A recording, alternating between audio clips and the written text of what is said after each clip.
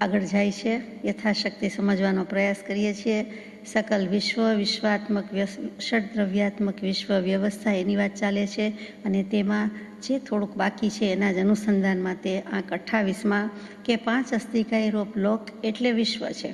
વિશ્વ એટલે આ જગત, આ 5 ખંડની દુનિયા એમ નહીં, આ એક જ પૃથ્વીની પણ વિશ્વ કોઈ પણ વસ્તુ, વ્યક્તિ, પૂતગલનો પ્રવેશ છે એટલે કે તે બધું વિશ્વ કહેવાય છે. એટલે 5 અસ્થિકાય લઈ લીધા અને 6ઠું કાળ દ્રવ્ય લઈ લીધું છે.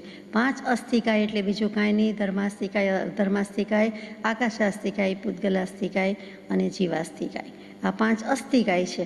અસ્થિ સ્વભાવ વસ્તુ છે એમ અર્થ નથી થતો. અહીંયા અસ્થિકાય એટલે પ્રદેશોનો સમૂહ, જેને જેને હોય છે તેને કાય કહેવામાં આવે છે. કાળ દ્રવ્યને એ રીતે પૂતગલના પ્રદેશનો સમૂહ નહીં હોવાથી તેને કાંઈ કહેવામાં આવતું નથી, એ આપણે જાણીએ છીએ. પરંતુ પંચાસ્થિકાય એટલે પંચાસ્થિકાય અને 6ઠું દ્રવ્ય ખરું, પણ એ કાળ 6ઠ્ઠા દ્રવ્યમાં લીધું છે. અસ્થિકાયની વાત આવે ત્યારે ધર્મ, અધર્મ, આકાશ, પૂતગલ અને જીવ, આ 5ની જ વાત છે. પંચાસ્થિકાયમાં આપણે યથાશક્તિ પણ સવિસ્તર લીધું છે એટલે અત્યારે લેતા નથી. એ 5 અસ્થિકાય અને 6ઠ્ઠું દ્રવ્ય જે કાળ છે તે જેમાં છે, જેના પ્રત્યે અસ્તિત્વ ધરાવે છે, જેમાં લુકાય છે એટલે કે દેખાય છે, અવલોકી શકાય છે એવું જો કાંઈ હોય તો તે એક વિશ્વ છે. ચૈતન્ય લક્ષણ જીવ છે. એમાં જીવ નામનો પદાર્થ કે જળ પદાર્થ નથી, પણ ચેતન પદાર્થ છે. એ કેવો છે તો કે એનું લક્ષણ જ ચૈતન્ય છે. ચૈતન્ય એટલે બીજું કાંઈ નહીં, ઉપયોગનો પર્યાય શબ્દ છે. ઉપયોગ લક્ષણ જીવનું છે એટલે કે ત્યાંથી જીવ અને અજીવ જુદા પડે છે. અહીંયા જળ ન લીધા, પહેલાં જીવ લીધો છે, પહેલાં જીવરાજભાઈ યાદ કર્યા છે. તો ચૈતન્ય લક્ષણ, ચૈતન્ય કહેતા ઉપયોગ. ઉપયોગ એટલે જેનાથી પદાર્થનો બોધ થાય, પદાર્થના જ્ઞાનનો બોધ જેનાથી થાય, વ્યાપાર જેનાથી થાય તેનું નામ ઉપયોગ છે. ચૈતન્યની એક પરિણતિ વિશેષ છે, તેનું નામ ઉપયોગ છે. પછી જ્ઞાન ઉપયોગ અને દર્શન ઉપયોગ, એના મુખ્ય 2 ભાંગા થયા. પેટા પ્રકાર 12 પ્રકારે થાય. તે બધું જ ચૈતન્ય શબ્દ કહેતા તરત જ ટ્યુબલાઇટ થઈ જાય, ક્લિક થઈ જાય. ચૈતન્ય એટલે ચેતન, જીવ, જીવ એટલે ઉપયોગ, ઉપયોગ એટલે મુખ્ય 2 ઉપયોગ, મુખ્ય 2 ગુણ. એમાં અતિશય અસાધારણ ગુણ તો એક જ, તે જ્ઞાન ગુણ. જ્ઞાન ગુણ અને દર્શન ગુણ, તે બંનેનું પરિણમન પર્યાય રૂપે કહીએ તે જ્ઞાન ઉપયોગ, દર્શન ઉપયોગ. તો એવું લક્ષણ જીવનું છે. અહીંયા એકમાત્ર ચૈતન્યતા જ લીધી છે એટલે આપણે માત્ર ઉપયોગ લક્ષણ જ રાખીએ છીએ. ત્યાર પછી તરત જ જળભાઈની વાત આવી કે વર્ણ, ગંધ, રસ, સ્પર્શમાન પરમાણુઓ છે. તો જગત આખામાં એકલા જીવ, જીવ જંતુ, જીવ સૃષ્ટિ જ નથી, પૂતગલ પણ અનંત પ્રકારના છે. એટલે જેટલા જીવ છે જેમ અનંત છે એમ પૂતગલ પણ અનંત. જીવની અચિંત્ય શક્તિ હોય, અનંત શક્તિ હોય તો પૂતગલની પણ અચિંત્ય શક્તિ. આ બંને પેરેલલ જાય છે, બંને જાણે કે કોમ્પિટિશનમાં છે. એક રીતે તો બેયની કોમ્પિટિશન કરાય એવું જ નથી, કારણ કે બંનેના સ્વભાવ જુદા છે, બંનેના લક્ષણ જુદા છે. જળ કોઈ દિવસ ચેતન ન થાય, ચેતન કોઈ દિવસ જળ ન થાય. અહીંયા વાત ચાલી છે પૂતગલની. પૂતગલ પરમાણુ એટલે બીજું કાંઈ નહીં, પણ જળ શબ્દ લખ્યો નથી તે. તત્વાર્થ સૂત્ર 5મું અધ્યાય એનું એક સૂત્ર કે સ્પર્શ, રસ, ગંધ, વર્ણવંતા પૂતગલાહ, કે જે પૂતગલનું લક્ષણ શું છે, જેનામાં સ્પર્શ છે, જેનામાં રસ છે, જેનામાં ગંધ છે, જેનામાં વર્ણ છે. અહીંયા શબ્દ લીધો નથી, પછી આવે છે. તો વર્ણ, ગંધ, રસ, સ્પર્શમાંથી કોઈ પણ એક વસ્તુ તો હોય ને હોય જ, તેનું નામ પૂતગલ છે. પછી આપણે જાણીએ છીએ વર્ણ એટલે જે દેખીતા આંખને કાંઈ પણ દેખાય છે, પહેલો એનો રંગ કે કલર કે કોમ્પ્લેક્શન દેખાય છે. તો એ જે વર્ણ કેવું છે, વાન કહીએ છીએ, કલર કહીએ છીએ, રંગ કહીએ છીએ. એટલે જે 5 મુખ્ય કયા છે તે, એ 5 વર્ણની વાત આવી ગઈ. એમાંથી ગમે તે હોય, પરમાણુ ગમે તે હોય, પણ એનો એક કલર તો આ 5માંથી હોય ને હોય જ. પછી ગંધમાં સુગંધ, દુર્ગંધ 2 છે. રસમાં ષડરસ ભોજન કહીએ છીએ, અહીંયા 5 રસ લીધેલા છે, તે 5 રસની વાત આવી ગઈ, એ વિષય આવી ગયા. અને સ્પર્શમાં 8 પ્રકારના સ્પર્શ છે, દુનિયામાં 9મા પ્રકારનો સ્પર્શ નથી. તો એ જે બધા 20 થયા એ ઇન્દ્રિયના વિષય 23 છે. અહીંયા પૂતગલની વાત ચાલે છે, આ પૂતગલના 20 લક્ષણની વાત અહીંયા મૂકી. તો વર્ણ, ગંધ, રસ અને સ્પર્શ જેને છે તે પરમાણુ છે. એટલે કે પરમ અણુ છે, એવો અણુ અને એવો પરમ અણુ, છેવટનો અણુ. અણુ તો હજી મોટો છે, પરંતુ એવો પરમ અણુ છે કે હવે એનું કોઈ જ ફર્ધર ડિવિઝન કે કંઈ સૂક્ષ્મ વિભાજન આગળ થઈ શકતું જ નથી, તે પરમાણુ છે. એટલે કેવલ જ્ઞાની પ્રભુ સિવાય કોઈને પરમાણુ દેખી શકાતો નથી, જોઈ શકાતો નથી. વૈજ્ઞાનિકો જે પરમાણુ કહેતા હોય તે એટમ, અણુની વાત કહી શકે, પરમાણુની વાત કહી શકે નહીં. વિતરાગ વિજ્ઞાની જેટલું જાણે છે તેટલું અત્યારે આધુનિક વૈજ્ઞાનિકો હજી જાણી શક્યા નથી, પાર પામી શક્યા નથી. એટલા માટે તે અણુ અને પરમાણુનો ફરક છે. આત્મા કેવો કેવડો તો કે પરમાણુથી સૂક્ષ્મ અથવા તો પરમાણુ જેટલો પણ કયો છે, અણોરણિયાન ને મહત્વમયાન, અને મોટામાં મોટો તો પાર વિનાનો અસંખ્ય લોકાકાશ પ્રમાણ કહી દીધો છે. તો નાનામાં નાનો પરમાણુ જેવડો કહેવાય અને મોટામાં મોટો અસંખ્યાત પ્રદેશી છે. તે સંબંધ, હવે આ પૂતગલનો સંબંધ, જળનો સંબંધ સ્વરૂપથી નથી, વિભાવરૂપ છે. હવે જો આ સંબંધ કોને કહેવાય તો કે સંબંધ એટલે બંધન, બંધન એટલે બંધ. તો બંધ કોઈ પણ વસ્તુ ન થાય તો બે વસ્તુ હોવી જ જોઈએ. એકલી વસ્તુ પોતે પોતાનાથી બંધાય છે એમ નથી. જેમ દોરડું જોઈએ, દોરી જોઈએ, ટેપ જોઈએ, કાંઈક એને બંધાવવા માટે જોઈએ છે, અને કોને કોની સાથે બાંધે એટલે હંમેશા બે વસ્તુ હોય તો જ સંબંધ થાય કે બંધ થાય. તો અહીંયા બે વસ્તુ તો થઈ ગઈ, જળ અને ચેતન. તો પૂતગલ તો છે તો કે એનો બંધ છે, પણ કેવો છે તો કે પરસ્પર બે વસ્તુનો સંબંધ, સંયોગ, મિલન, એ બધો બંધ છે, પણ કેવો છે? સ્વરૂપથી નથી, વિભાવથી છે. જો પરમાણુ છે તો પરમાણુ પોતે શુદ્ધ જ છે. એવી રીતે આ જે બધું અજીવ દ્રવ્ય કયા, પૂતગલાસ્તિકાય, ધર્માસ્તિકાય, અધર્માસ્તિકાય, એ બધા જ સ્વભાવથી શુદ્ધ જ છે.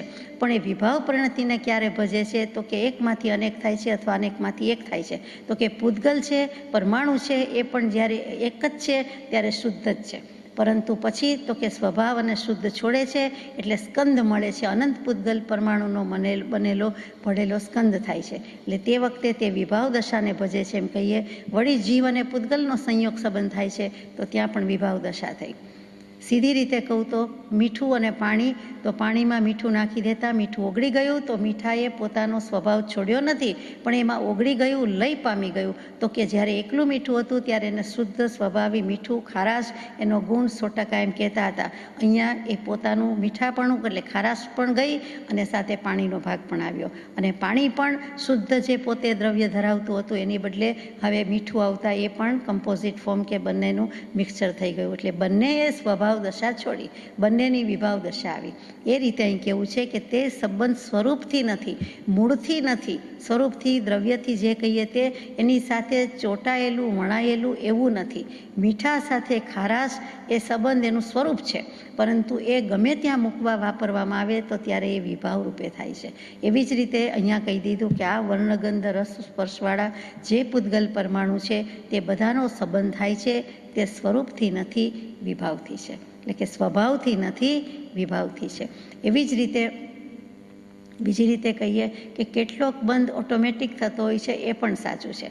તો કે વિસ્રસા પરિણામી કહેવાય છે. એ પણ વિચારવું જોઈએ કે આકાશમાં વાદળ થાય છે, આકાશમાં વીજળી થાય છે, તો એ શું છે? એ કોઈ કરવા ગયું નથી, એ સ્વાભાવિક માટે શબ્દ છે વિસ્રસા પરિણામી. એટલે એના સહજ સ્વભાવથી થાય છે, કોઈ વ્યક્તિની, કોઈ વાતની અને અનુસંધાનની જરૂર નથી, એ નિમિત્તની અને કોઈ જરૂર નથી. એટલે ત્યાં સ્વાભાવિક બંધ થયો છે.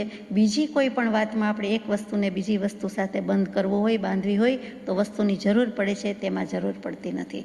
તો વિશ્રસા પરિણામી પણ બંધ હોય છે અને પ્રયોગ બંધ પણ હોય છે કે જેમાં પ્રયત્નપૂર્વક કરવામાં આવે છે, કોઈ વસ્તુની ઈચ્છાથી કરવામાં આવે છે કે આ વસ્તુ આ બાંધીને લઈ જવી છે, આ બાંધીને મૂકવી છે, આ વેરવિખેર ન થાય એટલે બંધ કરવો છે. એમ જે પ્રયોગ કરવામાં આવે છે, ક્રિયા પ્રવૃત્તિ કરવામાં આવે છે, એવું જ આત્માની વાતમાં છે, કર્મની વાતમાં છે, જેની વાત અત્યારે આપણે લેતા નથી.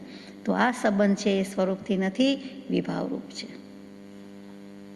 અહીંયા આ હાથનોંધ પૂરી થાય છે. આ 28મી હાથનોંધ, પહેલા નંબરની એક હાથનોંધમાં 28મા બોલને 27મી હાથનોંધ સાથે સંબંધ હતો. 27મી હાથનોંધમાં કહી દીધું વિશ્વ અનાદિ છે. તો એ વિશ્વ એટલે શું? એનો જવાબ આપ્યો, 5 અસ્તિકાય રૂપ લોક એટલે વિશ્વ છે. આગળ કયું જીવ અનાદિ છે? તો કહ્યું કે ચૈતન્ય લક્ષણ જીવ છે, અનાદિ છે પણ એનું ઉપયોગ નામનું લક્ષણ છે. પછી પરમાણુ પૂતગલો અનાદિ છે, એ કાળ અપેક્ષા એ બંને આવ્યા કે અનાદિકાળથી છે. અહીંયા લક્ષણ અપેક્ષા એ કહ્યું કે વર્ણગંધ રસ સ્પર્શ વાળા છે. અને પછી સંયોગી ભાવમાં તાદાત્મ્ય અધ્યાસ હોવાથી જીવ જન્મ મરણાદિ દુઃખોને અનુભવે છે. એ જીવના બીજા ભાવો સાથેનો તાદાત્મ્ય સંબંધ હતો એ બતાવ્યો. અહીંયા પૂતગલનો મૂક્યો કે પૂતગલનો સંબંધ શું છે? તો કે કેટલાક પૂતગલ પરમાણુ અથવા કેટલાક પૂતગલના બંધ વિશ્રસા પરિણામી એટલે કે સ્વાભાવિક છે અને કેટલાકના પ્રાયોગિક છે. અને તે સંબંધ વિભાવ રૂપે છે, આ સ્વભાવ રૂપે, સ્વરૂપ રૂપે નથી. અહીંયા આ હાથનોંધ પણ પૂરી થઈ જાય છે. પંચાસ્તિકાયની વિચારણા પછી આ આપણને બહુ જ સીધી સાદી સ્વાભાવિક ગળે ઉતરી જાય તેવો સિદ્ધાંત લાગે. આંક 29, શરીરને વિશે આત્મભાવના થતી હોય તો થવા દેવી, ક્રમે કરી પ્રાણમાં આત્મભાવના કરવી, પછી ઇન્દ્રિયોમાં આત્મભાવના કરવી, પછી સંકલ્પ વિકલ્પ રૂપ પરિણામમાં કરવી, પછી સ્થિર જ્ઞાનમાં આત્મભાવના કરવી, ત્યાં સર્વ પ્રકારની આલંબન રહિત સ્થિતિ કરવી. અહીંયા હાથનોંધ પૂરી થઈ જાય છે અને જીવની પ્રગતિ પણ ચરમસીમાએ પૂરી થઈ જાય છે, કેવલ જ્ઞાનની પ્રાપ્તિ થઈ જાય છે અને મોક્ષે જવાનું થઈ જાય છે. વાત કરવામાં કંઈ વાર લાગી નથી લાગી. અનાદિકાળથી વાત હાંસલ કરવામાં, સિદ્ધ કરવામાં વાર લાગે છે. ક્ષણ કરતાં અનંતકાળ વ્યતીત થયો છતાં સિદ્ધિ થઈ નહીં. એવા કૃપાળુદેવ લખે છે કે ચાલો સીધું આત્મભાવના નથી કરતું તો તમને ધ્યાનની જ વાતમાં આગળ લઈ જઈએ. એમ કરીને કહ્યું કે શરીરને વિશે આત્મભાવના પ્રથમ થતી હોય તો થવા દેવી. તો હું દેહ છું એમ થાય છે, એની બદલે આત્મભાવના કરવાની છે કે શરીરને સમજાવવાનું છે, આત્માએ જ સમજાવવાનું છે કે તું દેહ છે, બરોબર છે, અને હું આત્મા છું. તો તું મોટાઈ ન કર, તું બડાઈ ન હાક, તું તારું અસ્તિત્વ સંભાળ, હું મારું સંભાળું.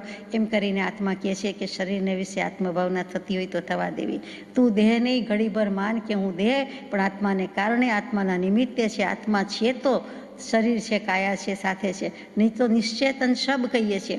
તો પછી શરીરને વિશે કહે છે કે હું શરીર છું, ચાલો એમ રાખો, હું શરીર છું, પણ હું એની બદલે એટલું મેળવણ નાખવાનું છે, ઉમેરવાનું કે હું આત્મા છું. એમ કરીને આત્મભાવના કરાવે છે.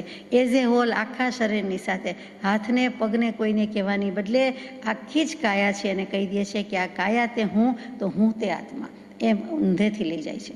પછી શરીરની સાથે ભાવના થતાં ધીમે ધીમે ક્રમે કરીને પ્રાણમાં આત્મભાવના થવા દેવી. હવે અહીંયા પ્રાણ શબ્દ આવ્યો એટલે આપણને મૂંઝવણ થાય કે કયો પ્રાણ?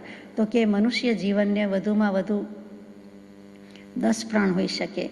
કોઈ પણ જીવને ઓછામાં ઓછા 4 પ્રાણ હોય અને વધુમાં વધુ 10 પ્રાણ હોય. તે 10 પ્રાણ આપણી પાસે છે. જ્યારે દેહ છૂટે છે ત્યારે પ્રાણ છૂટે છે કહીએ છીએ. એટલે જેવો દેહનો ત્યાગ કહીએ છીએ તે જ સમયે 10 પ્રાણનો ત્યાગ કેવો પડે થઈ જાય છે. એટલે દેહ ત્યાગ સાથે પ્રાણ ત્યાગ પણ છે. તો કે પ્રાણ શું છે ખરેખર? તો જીનાગમ પ્રમાણે અત્યારે લેવાનું છે કે જે મુખ્ય વસ્તુ છે કે પ્રાણ છે તો બધું છે, કે આત્મા છે તો બધું છે, આત્મા છે તો બધું છે. આ જીનાગમની બલિયારી છે. બીજા સિદ્ધાંત, બીજા દર્શનમાં વાત જરા જુદી પડે છે. અહીંયા પ્રાણ એટલે આટલું જ કે જે 5 ઇન્દ્રિય છે તે 5 ઇન્દ્રિયના પણ પ્રાણ કહેવાય છે.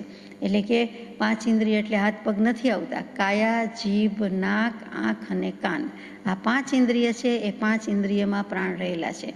આંખમાં, કાનમાં, જીભમાં વગેરેમાં. એટલે 5 પ્રાણ કયા.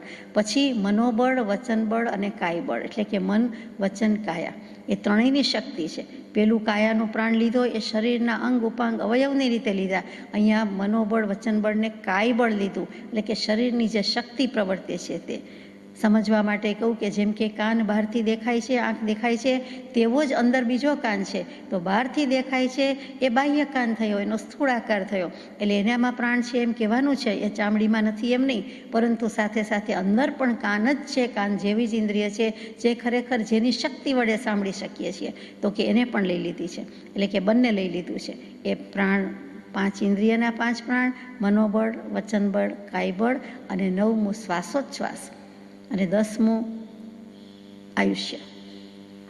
ઘણી વખત હોસ્પિટલમાં આગળ તો ઘણા ડૉક્ટર્સ ઘણી વખત કોઈ એક જીવને ડેડ અનાઉન્સ કરી દે છે અને ત્યાર પછી એનામાં પ્રાણ તો આવે છે અથવા હોય છે. તો એ શું છે? તો કે લગભગ નિશ્ચેતન જેવું હોય છે. બ્રેઇન ડેડ, એ સિવાય બધું ડેડ લાગે છે. માત્ર એનું આયુષ્ય કર્મનો ઉદય બાકી છે, જે ડૉક્ટરના જ્ઞાનમાં નથી. એ આત્માના ડૉક્ટર જાણતા હશે, દેહના ડૉક્ટર જાણતા નથી, એટલે એને જાહેર કરી દે છે. એવી જ રીતે એનો શ્વાસોચ્છ્વાસ છે તો એ તો ખબર પડે કે ધમણ ચાલતી નથી, તો શ્વાસોચ્છ્વાસ પણ લગભગ નથી એમ થઈ જાય છે.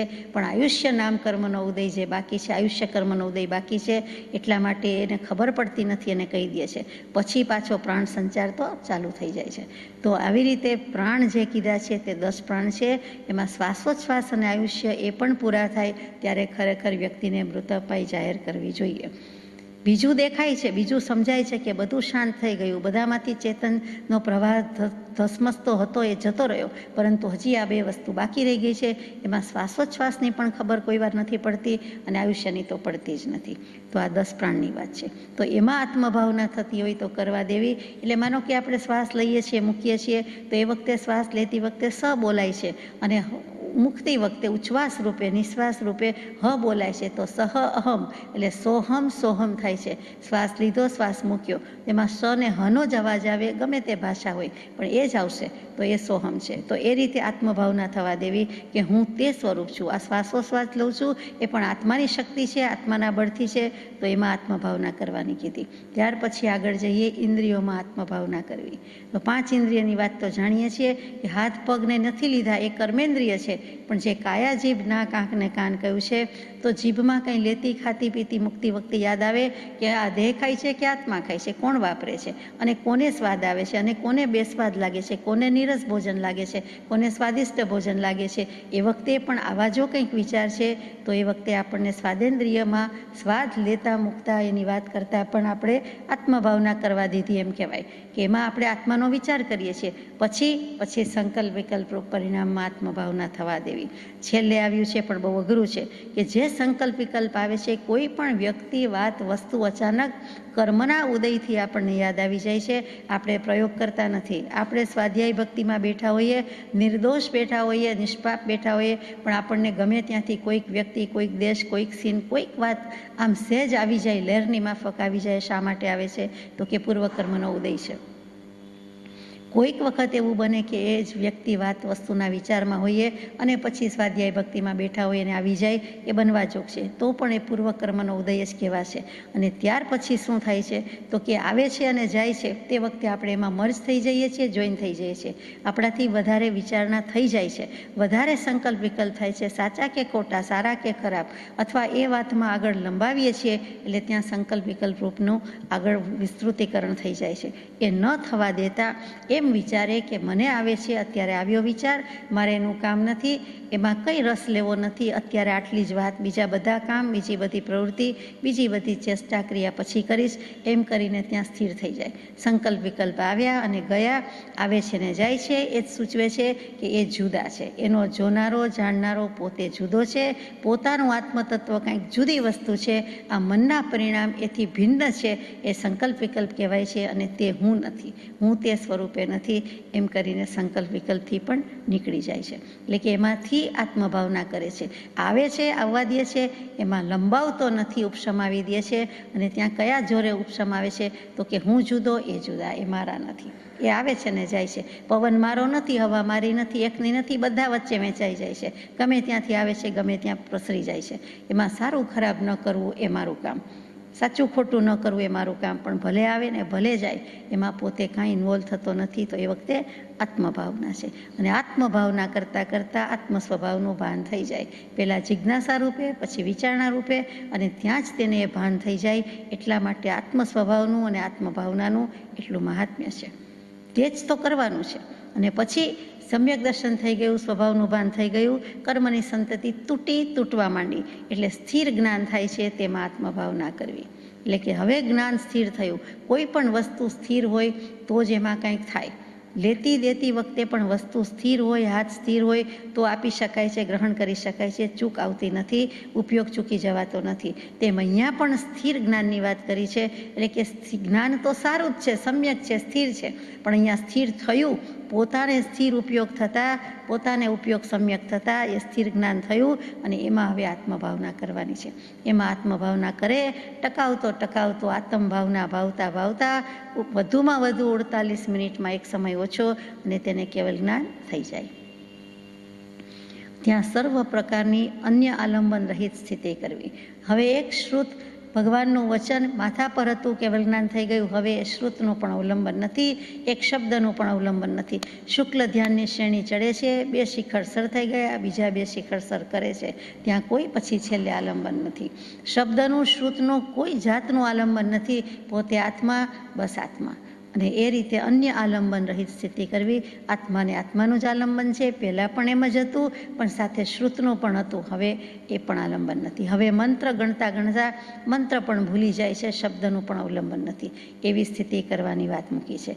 નિર્વિકલ્પ અને નિર્વિકલ્પતાની પણ છેવટની દશા કે છેવટની હદ સંપ્રજ્ઞાત સમાધિ, અસંપ્રજ્ઞાત સમાધિ, પરિપક્વ સમાધિ, પૂર્ણ સમાધિ, તે અહીંયા મૂકી દીધી છે. પરમ પૂજ્ય બ્રહ્મચારીજીએ પ્રજ્ઞાબોધમાં આત્મભાવના પુષ્પમાં આ જ વાત બહુ સુંદર રીતે મૂકી છે જ્ઞાની ક્રમે આત્મવિચાર અર્થે કહે શરીરે નિજ ભાવ વર્તે. ત્યાંથી ક્રમે પ્રાણ નિજાત્મ ધારો પછી ગણો ઇન્દ્રિયના પ્રચારો. ઇન્દ્રિયથી આગળ ચિત્તવૃત્તિ વિકલ્પ સંકલ્પ તરંગ મૂર્તિ. અંતે સ્થિર જ્ઞાનની એકતામાં ન અન્ય આલંબન એકતામાં. અંતે સ્થિર જ્ઞાનની ભાવનામાં ન અન્ય આલંબન એકતામાં.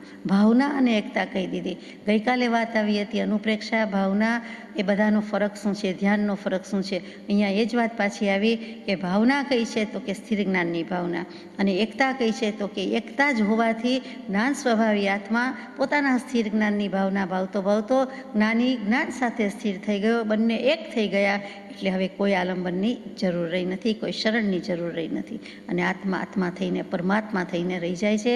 અયોગી થઈને પછી છેવટે તો સિદ્ધશિલા પર સિદ્ધાત્મા થઈને બિરાજે છે. આટલીક વાતમાં કૃપાળુદેવે વિપશ્યના ધ્યાન, પ્રેક્ષા ધ્યાન બધું જ લઈ લીધું છે. ઇન્દ્રિયોમાં કોન્સન્ટ્રેટ કરો, પ્રાણમાં કરો, મનમાં કરો, વચનમાં કરો, કાયામાં કરો, જે ભાવો ઉઠે છે તે સંકલ્પ વિકલ્પમાં કરો, એમ કરતાં કરતાં છેવટનો માર્ગ મૂકી દીધો છે. આટલી જ 3 લીટીમાં જ 3 પગલામાં બધું જ કહી દીધું છે. આગળ જઈએ. આંક 30. પ્રાણ, વાણી, રસ, સોહમ, અનહદ તેનું ધ્યાન કરવું. હાથનોંધ પૂરી થાય છે.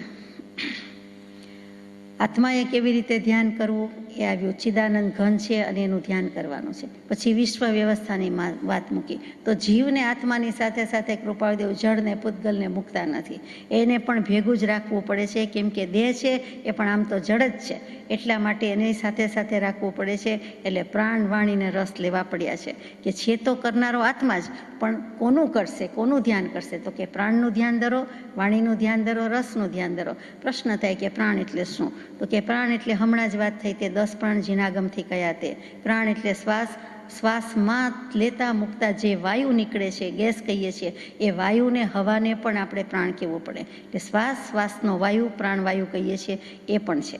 પછી જીવ પણ કહેવો પડે પ્રાણને. પ્રાણ એટલે જીવનની શક્તિ જે છે એ પણ કહેવું પડે, એનું બળ છે એ પણ કહેવું પડે. જીનાગમમાં જે 10 પ્રાણ કયા છે એની વાત તો હમણાં જ થઈ ગઈ.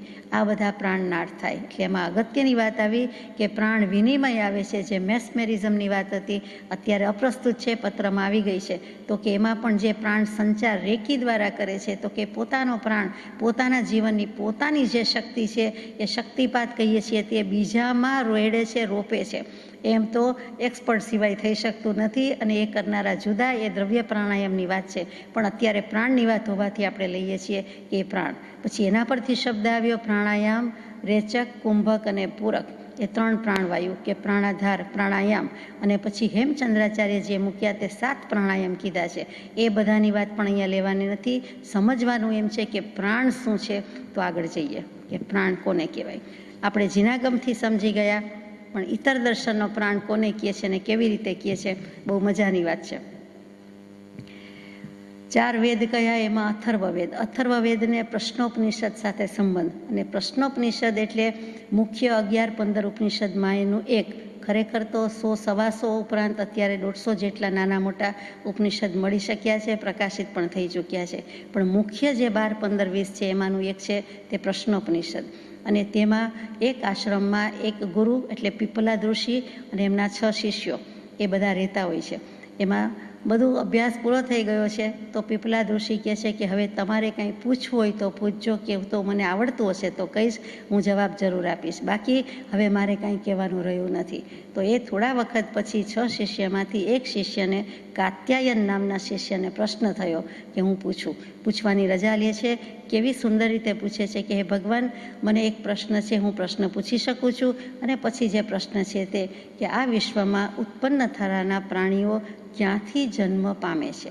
જે આ વિશ્વમાં પ્રાણીઓ ઉત્પન્ન થાય છે, કોઈ પણ જીવ, કોઈ પણ પ્રાણી એટલે પશુ પ્રાણી નહીં, પણ કોઈ પણ જીવ એટલે કોઈ પણ આત્મા જન્મે છે, એ ક્યાંથી જન્મે છે, ક્યાંથી આવે છે?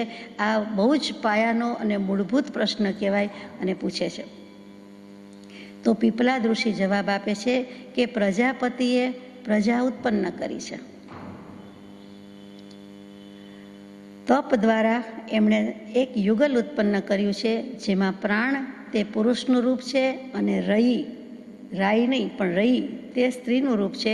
એમ કરીને એક યુગલ ઉત્પન્ન કર્યું. ફરીથી પ્રજાપતિ નામની કોઈ એક વ્યક્તિ અને એ પ્રજાપતિએ એક યુગલ ઉત્પન્ન કર્યું, એક જોડું ઉત્પન્ન કર્યું. આત્મા અનુત્પન્ન છે, જીન સિદ્ધાંત કહે છે. અહીંયા વેદાંત દર્શનની વાત છે. તો એ રીતે પુરુષ અને સ્ત્રીનું રૂપ ઉત્પન્ન થયું, એટલે પ્રાણ અને રઈની રચના કરી. એમાં સૂર્ય છે તે પ્રાણ છે અને ચંદ્ર છે તે રઈ છે.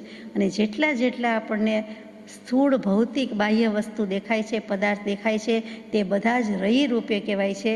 અને એના ઉપર પ્રકાશના કિરણો જે ફેંકે છે, જે બળ આપે છે, શક્તિ સંચાર કરે છે, તે ઉપર રહેલો સૂર્ય છે, દૂર તપતો સૂર્ય, તે સૂર્ય અને અહીંયા બધા રઈના રૂપ.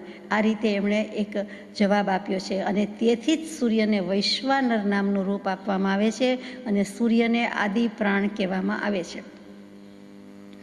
5 વિરાટ દેવો છે, 5 શરીરમાં રહેલા દેવો છે. આની જ વાતમાં આગળ જઈએ છીએ. તો કે જે 5 વિરાટ દેવો છે તેના નામ પૃથ્વી, જળ, અગ્નિ, વાયુ, આકાશ, એટલે કે પંચમહાભૂત કહીએ તે. અને શરીરમાં રહેલા દેવો કોણ? તો કે પ્રાણ, શ્રોત્ર, ચક્ષુ, મન અને વાણી.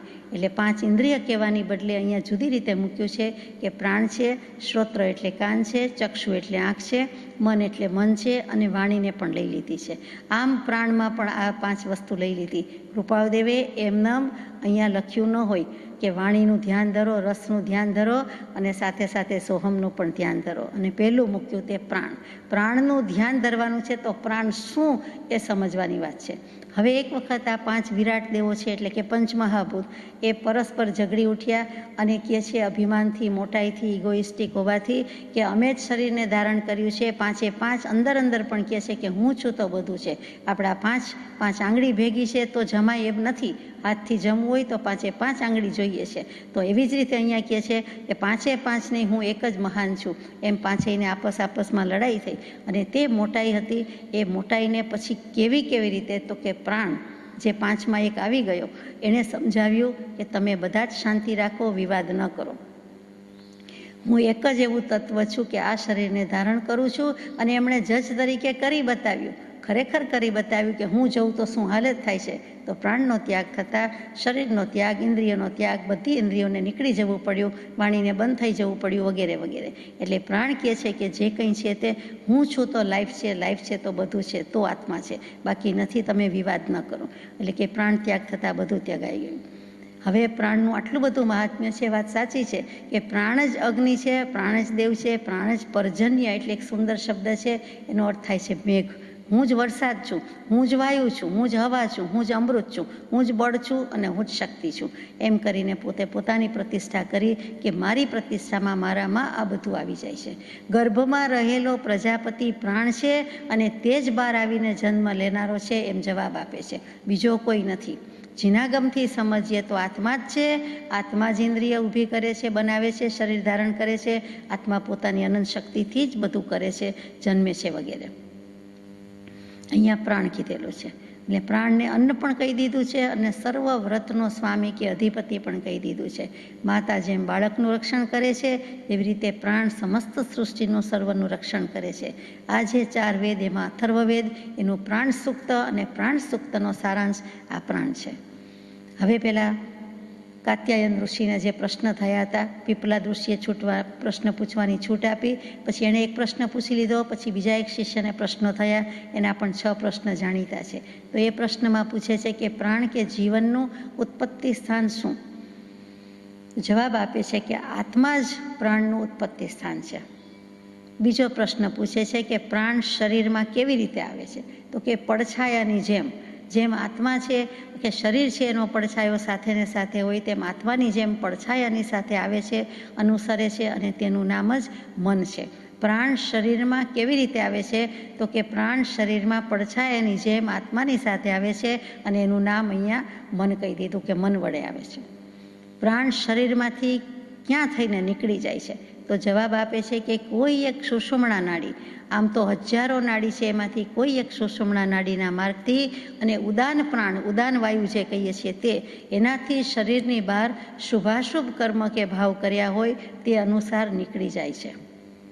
એ ક્યાંથી નીકળે છે? તો કોઈ એક અવયવ અંગ ઉપાંગ કયું નથી, પણ ઉદાન પ્રાણ, ઉદાન વાયુ આપ જાણો છો કંઠમાં રહે છે, ગળું કયો કંઠ કયો ત્યાં રહે છે, ત્યાં જ હિતા નાડી પણ કહેવાય છે. તો એ ઉદાન પ્રાણ ત્યાં રહે છે અને ત્યાંથી નીકળી જાય છે. અને ક્યાં જાય છે? તો કે શુભાશુભ કર્મ પ્રમાણે એ નીકળી જાય છે. જો શુભ અને અશુભ બંને કર્મ સમાન હોય તો તે મનુષ્ય થાય છે. અહીંયા પણ સમનો જ સિદ્ધાંત છે કે શુભાશુભ કર્મ બંને સમાન હોય તો તેને મનુષ્ય યોનિ મળે છે, નહીં તો દેવગતિ અથવા તો નરક ગતિ અથવા તો તિર્યંચ ગતિ મળે. બેલેન્સ ઉપર જ આવ્યું પાછું. પછી 5મો પ્રશ્ન પૂછે છે કે પ્રાણનો બાહ્ય વિશ્વ સાથે શો સંબંધ છે? તો કે સૂર્ય પણ બાહ્ય જ પ્રાણ કહેવાય છે અને બધા સાથે શરીરના પ્રાણનો અભિન્ન સંબંધ છે. સૂર્ય પ્રાણ છે પણ બાહ્ય પ્રાણ છે, જેને જગત જોઈ શકે છે તે છે, અને બીજા બધા પ્રાણ અંતર્ગત છે, શરીરમાં રહેલા છે, પણ તે બંનેનો અભિન્ન સંબંધ છે. કેમ કે પુરુષ અને પ્રકૃતિથી ઉત્પન્ન થયેલું હોય તેવી રીતે સૂર્ય અને ચંદ્ર જે પ્રાણ અને રઈ કીધેલું હતું તેનાથી ઉત્પન્ન થયા છે, એટલે એ બહાર રહ્યો છે, આ બધા અંદર છે, બંને જુદા નથી, એના જ અવયવ છે, એ પોતે જ છે. અને છેલ્લો પ્રશ્ન કે પ્રાણનું અધ્યાત્મ રૂપ શું? તો કે આ 5 પ્રાણ છે એ પુરુષના એટલે કે આત્માના ચિત્ત અનુસાર શુભાશુભ ભાવ સંકલ્પ વિકલ્પ પ્રમાણે ગતિ કે જીવન પ્રાપ્ત કરે છે. પ્રાણ જાય છે ત્યારે શરીરમાં રહેલું તેજ, દીપ્તિ, કાંતિ, આભા એને સાથે લઈ જાય છે, અને જેવું ચિત્ત અને તે વખતના જેવા સંસ્કાર, શુભાશુભ કર્મ, શુભાશુભ ભાવ, એમાં દેહ ત્યાગ વખતનો જે કાંઈ સમય છે તે વખતે જે એનો ભાવ છે તે પ્રમાણે તેને ગતિ કે યોનિ પ્રાપ્ત થાય છે. પણ તેજસ શરીર સાથે જાય છે, જેમ જીનાગમ કહે છે, તેમજ આ દર્શન વૈદિક દર્શન પણ કહે છે કે પ્રાણ જાય છે ત્યારે એની સાથે સાથે આ પણ નીકળી જાય છે. એટલે કે શરીરની સાથે એ નીકળી જાય છે અને આત્માની સાથે એ જતું હોય છે. એટલે કે તેજસ શરીર કયો અથવા તો આ તેજ કયો, શક્તિ કયો, એ તો એના ભેગી જ છે.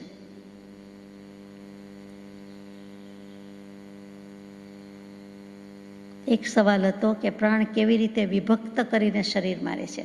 પ્રાણ આત્મા છે, શરીરમાં રહે છે, તો બંનેના ક્ષેત્ર જુદા છે કે કેમ? તો કે એક ક્ષેત્રમાં રહે છે તો કેવી રીતે રહે છે?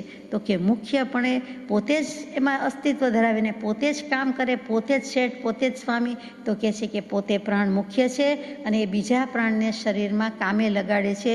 એટલે કે પ્રાણ સંચાર કરવાનું કામ બધી અસંખ્ય નાડી અથવા તો 72,000 કે 72 કરોડ નાડી છે એને સોંપી દે છે. એટલે બીજા પાસેથી કામ લેવડાવે છે, બીજાનો સહકાર માંગે છે અને એક પ્રાણ બીજા પ્રાણને કામ સોંપી દે છે.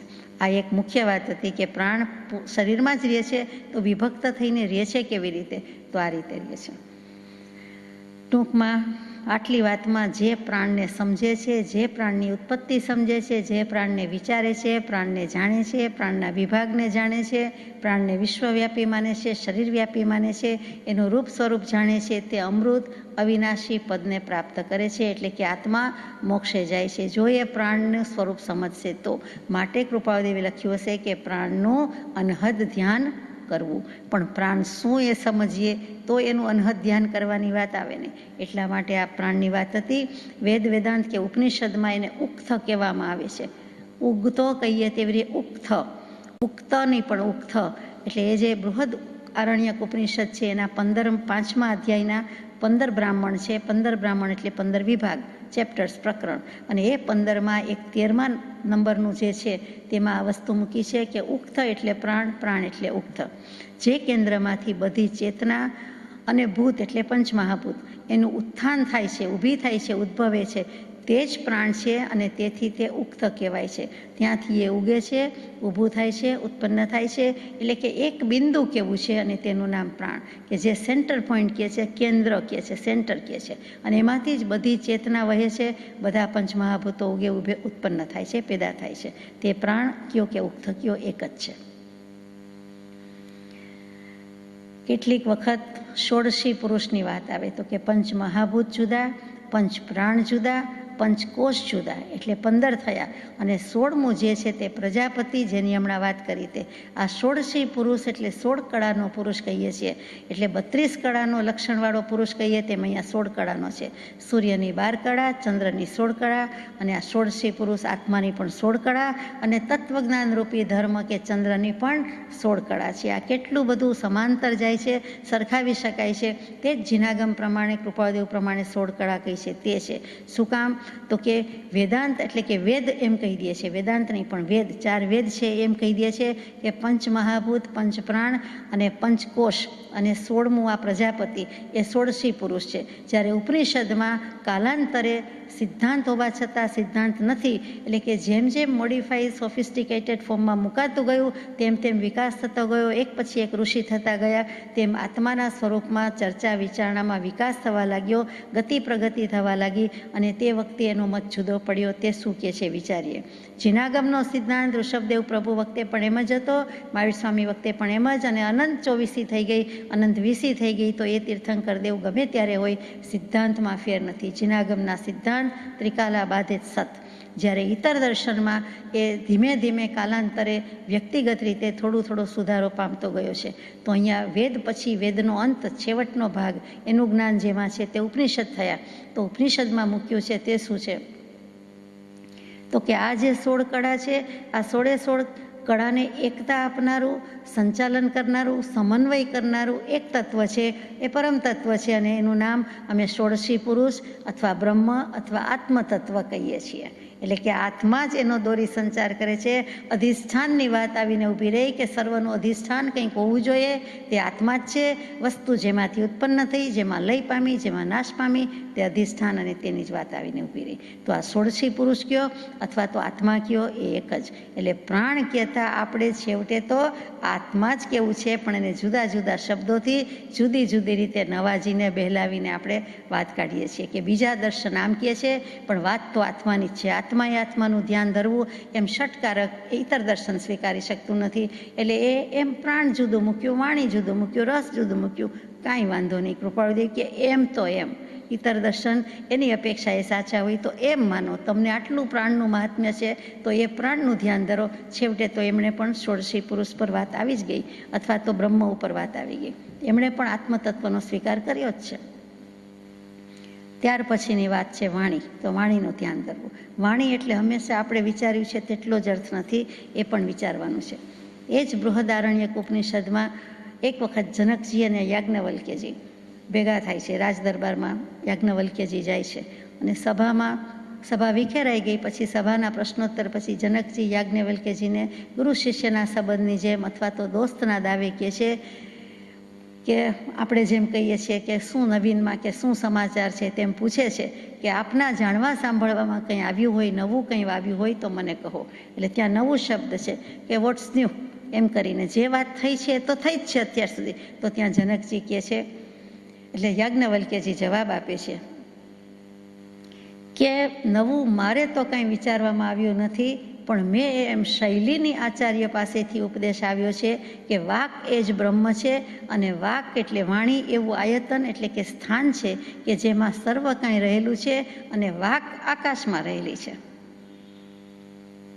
ફરીથી કે શૈલીની નામના એક આચાર્ય પાસેથી વાત આવી છે, એમનો એવો ઉપદેશ આવ્યો છે કે વાક એ જ બ્રહ્મ છે. એટલે બધું બ્રહ્મ છે એમ કહેવાની બદલે અહીંયા વાણીને વાકને જ મહત્વ આપ્યું. અને વાક એવું એક સ્થાન છે, એટલે કે વાણી એનો અર્થ થાય છે કે જેમાં સર્વ કાંઈ રહેલું છે, એનાથી જ, એના માધ્યમથી જ કાંઈ કહેવાય છે. અને માધ્યમ ન તરીકે ન સ્વીકારો તો પણ શબ્દ ગુણનું અસ્તિત્વ છે, જે જીનાગમમાં તો મૂક્યું જ છે, અને તે વાક છે, અને તે આકાશમાં રહેલી છે. કોઈ પણ શબ્દ અત્યારે આપણે બોલીએ છીએ કે ક્યાંય પણ બોલાય છે તો 14 રાજલોકમાં પ્રસરી જાય છે. એ મોડર્ન સાયન્સે હવે સ્વીકાર્યું છે.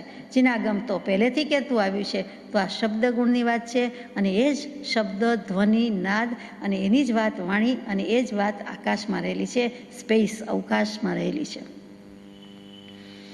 એ જ વાણીનું મહત્વ આગળ જાય છે કે વેદાંતમાં, ઉપનિષદમાં કે જ્યાં જુઓ ત્યાં 5 જ્યોતિ સ્વીકારેલી છે. જ્યોતિ 7 જ્યોતિની વાત એકવાર કહી હતી 832માં પત્રમાં. અહીંયા 5 જ્યોતિની વાત છે કે સૂર્ય, ચંદ્ર અને અગ્નિ, આ 3 તો જાણીતી જ્યોતિ છે.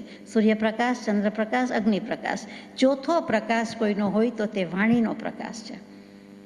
અંધારું ઘોર હોય પણ જો બોલે તો ખબર પડે કે આ દિશામાંથી અવાજ આવ્યો, અથવા તો આ વસ્તુ શોધાય છે, અથવા તો આમ છે. એટલે ત્યાં વાણી પણ પ્રકાશ રૂપે થઈ. એ સ્વપર પ્રકાશક આત્મા છે, એનો જ ગુણ વાણી આવ્યો. અને 5મું જો કોઈ જ્યોતિ હોય તો કે સ્વયં પ્રકાશિત છે, સ્વપર પ્રકાશિત છે, તે કોણ છે? આત્મા, એની શક્તિ છે. એટલે આત્મતત્વને 5મું the last but not the least મૂકેલું છે. 5મી જ્યોતિ કે સૂર્ય, ચંદ્ર, અગ્નિ, વાણી કાંઈ ન હોય તો પણ આત્મા તો સ્વપર પ્રકાશક છે.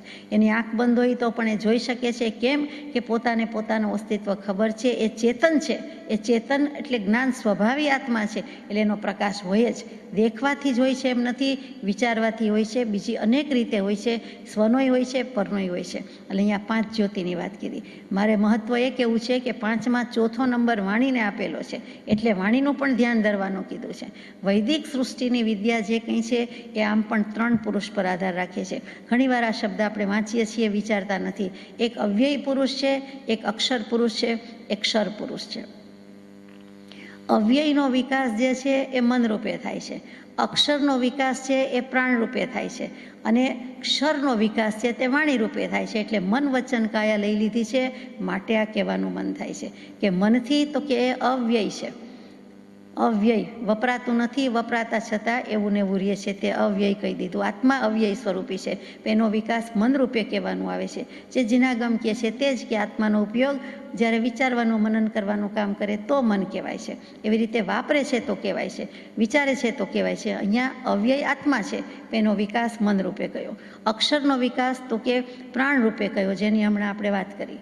અને ક્ષરનો વિકાસ વાણી રૂપે થયો. એટલે પંચમહાભૂતની વૈદિક સંજ્ઞા એક જ શબ્દમાં 5 શબ્દ પંચમહાભૂત કહેવાય તો વાક શબ્દ છે. એટલે વાણી કૃપાળદેવી લીધી છે કે આ વાણીનું ધ્યાન ધરો. ચાલો, જીવ તો જીવ, આત્મા, ચેતન, ઉપયોગ એનું ધ્યાન નથી ધરી શકતો, એ રીતે નથી કરી શકતો, તો આ જડ પદાર્થના ધ્યાનથી, પૂતગલના ધ્યાનથી આત્મા પર આવો. ધ્યાન ધરનારો તો આત્મા જ છે ને, એટલે આત્મભાવના એમાં આવી જશે. એટલા માટે વાણીનું પણ ધ્યાન ધરવાનું કીધું. એ વાણી એટલે વૈદિક દૃષ્ટિથી પંચમહાભૂત છે. આપણે વાણી એટલે જે કહીએ છીએ તે બીજી કહીએ છીએ, એની વાત લઈએ. જે વચન યોગ કહીએ છીએ, વચન સમિતિ, વચન ગુપ્તિ, ભાષા, એ બધું વાણી કહીએ છીએ. એ પણ અર્થ થાય છે તો કે એ જ વેદાંત પછી ઉપનિષદ. એમાં પણ બૃહદારણ્યક ઉપનિષદ એના 5મા અધ્યાયના 15મા બ્રાહ્મણમાં વાણીનું સ્વરૂપ મૂક્યું છે. કેવી રીતે મૂક્યું છે? સમજાય તેવું મૂક્યું છે, પણ જુદી રીતે મૂક્યું છે. કે ગાયને જેમ 4 આંચળ હોય છે તેવી રીતે વાણીને પણ 4 આંચળ કયા છે. આપણે એના અંચલ કહીએ છીએ, એના છેડા કહીએ છીએ, એના ખોડા કહીએ છીએ, એ જ આંચળની વાત છે. તો ત્યાં પરા, પશ્યંતી, મધ્યમાં અને વૈખરી, એમ આપણે 4 વાણીના પ્રકાર કહીએ છીએ. એવી જ રીતે ગાયના 4 આંચળ સાથે સરખાવ્યું છે. પણ વૈદિક પરિભાષાથી અથવા તો ઇતર દર્શનની બધી પરિભાષાથી અહીંયા તો વૈદિક દર્શન જ કહેવાનું મન થઈ જાય છે. કેમ કે તે વૈદિક દર્શનનું બીજું નામ, વેદાંત દર્શનનું બીજું નામ સંક્ષેપ શારીરક દર્શક છે, કે શરીર સાથે સરખાવતું લઈ જાય છે. તો પેલું સ્વાહાકાર છે. જેમ ગાયના 4 આંચળ છે, એ 4 આંચળ દૂધ આપે છે. એમાં જે પહેલા અને બીજા આંચળનું દૂધ છે એ સ્વાહાકાર અને વષટકાર કહેવાય છે. એ સ્વાહાકાર ને વષટકાર કોણ? તો કે દેવો એ દૂધ પી જાય છે. એટલે એ રીતે એને ઉપમા આપી છે. દેવો એટલે દેવત્વ ધરાવનારા દિવ્ય જીવો હોય તે, ઋષિઓ હોય તે, એ સ્વાહાકાર ને વષટકાર એમાં આવે છે. તેનું ત્રીજું ચોથું કામ શું છે? તો કે ત્રીજું સ્વધાકાર છે. એ દૂધ થઈ ગયેલા પિતૃઓ પી જાય છે.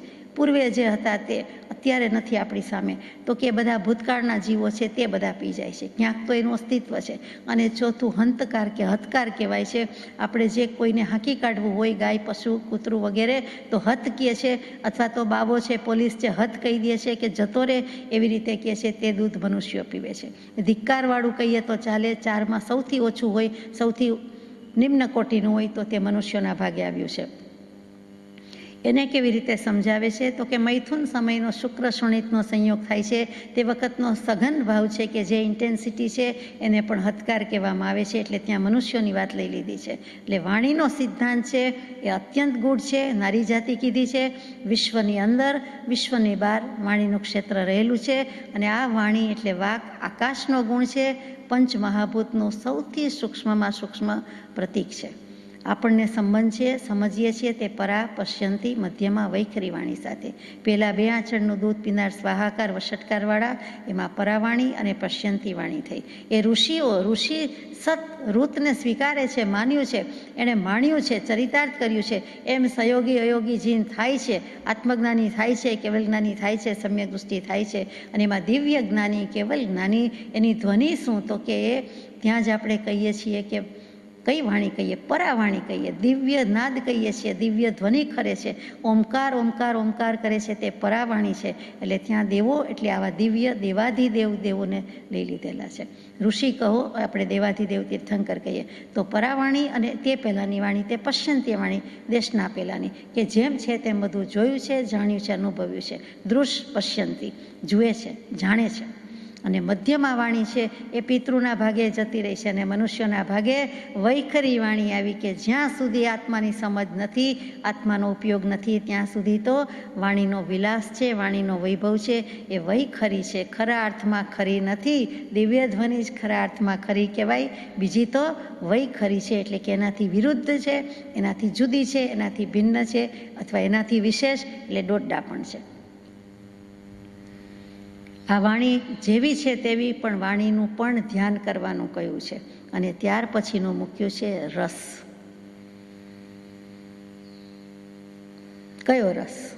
અહીંયા તો રસ એટલે શું યાદ આવે? તો કે કોઈ પણ ફળનો રસ યાદ આવે, અથવા કોઈ પણ જ્યુસ યાદ આવે, અથવા ષડરસ ભોજન યાદ આવે, અથવા તો કોઈ પણ વસ્તુનો આનંદ થયો હોય તે રસ કે આનંદ યાદ આવે. તો કે અહીંયા પણ જુદી રીતે છે, કે જે શરીરમાં પ્રાણના સંચાર માટે અસંખ્ય નાડી છે.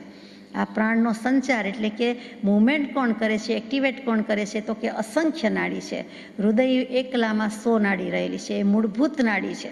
દરેક નાડીના 100 શાખા નાડી બતાવવામાં આવી છે, અને દરેકને 72,000ની પ્રતિ શાખા નાડી છે. એટલે કુલ 72 કરોડ નાડી આપણા માનવ શરીરમાં રહેલી છે. એ બધામાં વ્યાન વાયુ પ્રકાશ શક્તિનો, પ્રાણ શક્તિનો સંચાર કરે છે. વ્યાન કહી દીધું છે, તે વ્યાપીને રહેલું છે. હૃદય તરફ આવનારી અને તેમાંથી નીકળનારી સેંકડો હજારો નાડી, એનું નામ હિતા નાડી છે. એક કંઠમાંથી નીકળતી હિતા નાડી હોય, જેના આધારે સ્વપ્ન આવે છે, એ આપણે જાણીએ છીએ જીનાગમથી. અહીંયા પણ કહ્યું છે કે સેંકડો હજારો નાડી, જે હૃદય ટુ એન્ડ ફ્રોમ, કે જ્યાં હૃદયમાંથી નીકળે છે, હૃદય સુધી પહોંચે છે, હૃદયથી પણ નીકળે છે અને હૃદય સુધી પહોંચે છે, એ બધી જે નાડી છે તેટલી જ નાડીનું નામ હિતા નાડી છે.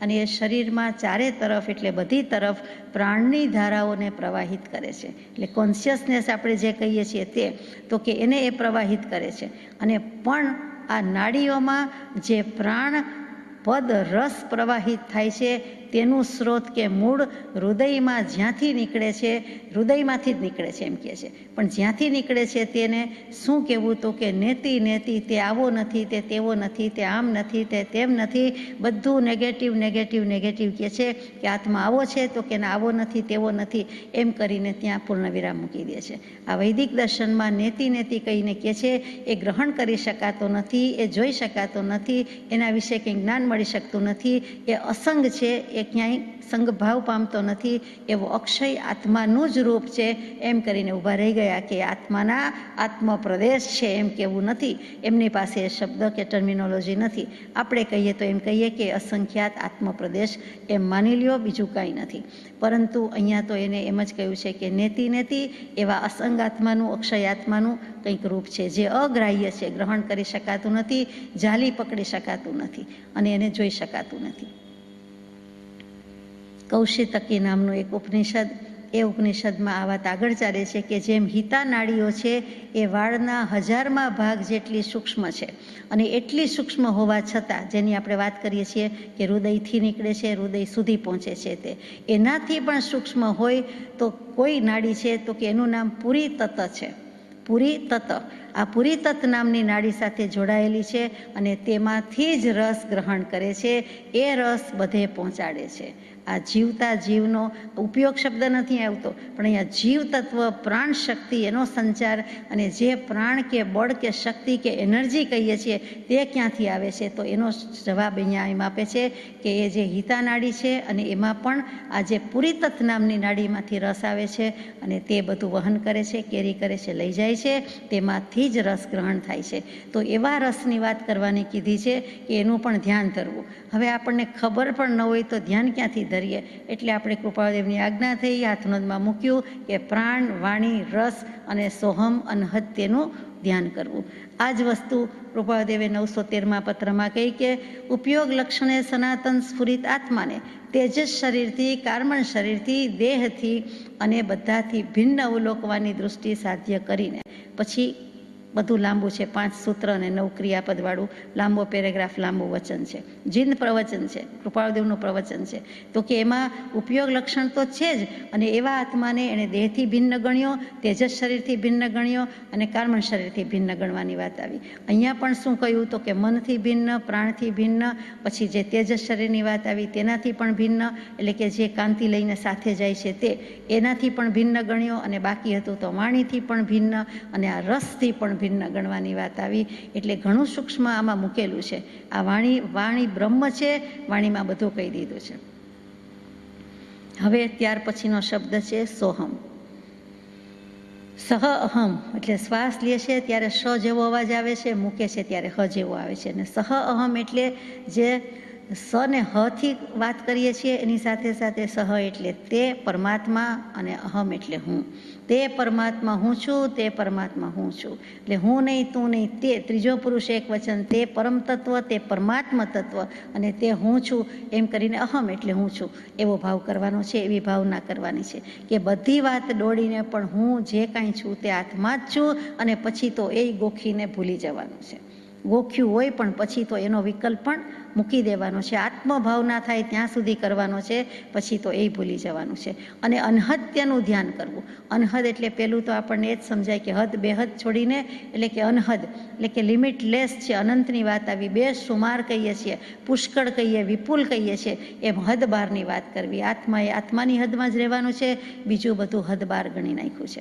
તો કે એ આત્માની મર્યાદામાં રહીને ધ્યાન ધરીએ, એ જ અનહદ ધ્યાન અનાહત નાદનો અવાજ લાવી દે છે, ધ્વનિ લાવી દે છે. 5મો અનાહત નાદ આવે છે ત્યારે આત્માને સમ્યક દર્શન થઈ જાય છે. પહેલાં આવો અવાજ, પછી આવો અવાજ, પહેલાં ચીંચી થાય, પછી પક્ષી બોલે, એમ કરતાં કરતાં સિતાર બોલે, વીણાનો અવાજ થાય, હૃદયની વીણાના તાર પણ ઝંકૃત થઈ ઉઠે. તે 5મી વાત છે. જેમ 8 યોગ દૃષ્ટિમાં 5મી દૃષ્ટિ સમ્યક દર્શન, તેમ અનાહત નાદમાં 10-12 પ્રકાર છે, એમાં 5મામાં આવે છે ત્યારે સમ્યક દર્શન છે. એટલે કે આત્મ અનુભવ છે તે કેવું છે. એટલે એ પણ અનાહત નાદને અનહદ કહેવાય છે. અનહદ વાજા વાગિયા, વાજા વાગિયા રે સદગુરુને દરબાર, અનહદ વાજા વાગિયા. તે અનહદ અનાહત નાદના વાદ જે વાજા વાગે છે તેની વાત છે. અહીંયા પણ તેનું ધ્યાન ધરવાની વાત કહી છે. અને શ્વાસ લેતા મૂકતા જે અંતરધ્વનિ થાય છે, ધ્વનિ એટલે એક પ્રકારનો અવાજ, નાદ, તો એ પણ સોહમ સોહમ છે. એટલે સોહમ સોહમ કરતાં છેલ્લે શું રહી જાય છે? અહમ એવ અહમ, એટલે હું જ છું. હવે તે છે એ પણ નીકળી જાય છે, જે કંઈ છે તે હું આત્મા અને હું છું. અહમ એવ અહમ એટલે ઉદાસહ અહમ, જગતથી ઉદાસીનતા થાય, પછી સહ અહમ એટલે સોહમ, અને પછી અહમ એવ અહમ એટલે હવે હું જ છું, માત્ર હું રહે છે, અને હું એટલે બીજું કાંઈ નહીં, ઓમ. હ હયાતી વિદ્યમાનતા, ઉપસ્થિતિ. રસ્વ ઉ એટલે હંમેશા જ્ઞાનસૂચક, અને માથે મીંડું એટલે સિદ્ધશિલાનું ટપકું. જે તમારું સ્વરૂપ તે જ મારું સ્વરૂપ. હવે પરમાત્માનું ધ્યાન નથી રહેતું, પિંડસ્થ, પદસ્થ, રૂપસ્થ કાંઈ રહેતું નથી, કોઈ અવલંબન રહેતું નથી, સ્થિર જ્ઞાન છે, એમાં એકતા છે, અને હું જ પરમાત્મા, અને હવે હું મારું જ ધ્યાન ધરું છું, એમ કરીને સોહમ સોહમનું અનહદ ધ્યાન કરવું. અહીંયા આ હાથનોંધ પણ પૂરી થઈ જાય છે. એટલે પૂતગલની પણ ધ્યાન ધરવા માટે કૃપાળુદેવે કેવું કેવું લીધું છે? મન, વચન, કાયા, આત્મા અને બધા આવા પૂતગલ, પ્રાણ, વાણી, રસ. એની સાથે સાથે ઉપયોગ કેવો ફરી વળ્યો છે કે વેદાંત દર્શનને પણ અહીંયા લઈ લીધું છે કે જે એને કેવું છે તે આ જ કેવું છે, અને આ રીતે ધ્યાન ધરવાનું છે. ત્યાર પછીની હાથનોંધ છે 8:31 વિક્રમ સંવત 1953 ફાગણવદ 12 ભોમવાર એટલે મંગળવાર, તારીખ 30/3/1897. જીન મુખ્ય આચાર્ય. સિદ્ધાંત પદ્ધતિ ધર્મ. શાંતરસ અહિંસા મુખ્ય. લિંગાદી વ્યવહાર જીન મુદ્રા સૂચક. મતાંતર સમાવેશ. શાંતરસ પ્રવહન. જીન અન્યને ધર્મ પ્રાપ્તિ. લોક સ્વરૂપ એની વાત પછી લઈએ. આપણે જે વાંચ્યું છે તે હોરિઝન્ટલ વાંચ્યું છે. જેમ લીટી વાંચીએ છીએ, વાક્ય વાંચીએ છીએ તે રીતે બેસે છે. એક પછી એક વાંચવાનું નથી, વર્ટિકલ વાંચવાનું નથી, પણ હોરિઝન્ટલ. તો પહેલી લીટીમાં મૂક્યું છે તે જીન મુખ્ય આચાર્ય. એ શું હશે? જીન મુખ્ય આચાર્ય તો કે જીન તો પહેલી જ વાત છે કે તીર્થંકર દેવનું શાસન છે ને તીર્થંકર દેવ થાય છે અને સાધુ સાધ્વી શ્રાવક શ્રાવિકાનો સંઘ સ્થાપે છે. એટલે ત્યાં રાગ દ્વેષને જીતી ચૂક્યા છે, સંપૂર્ણપણે જીતી ચૂક્યા છે તેવા જે કોઈ છે તે જીન છે.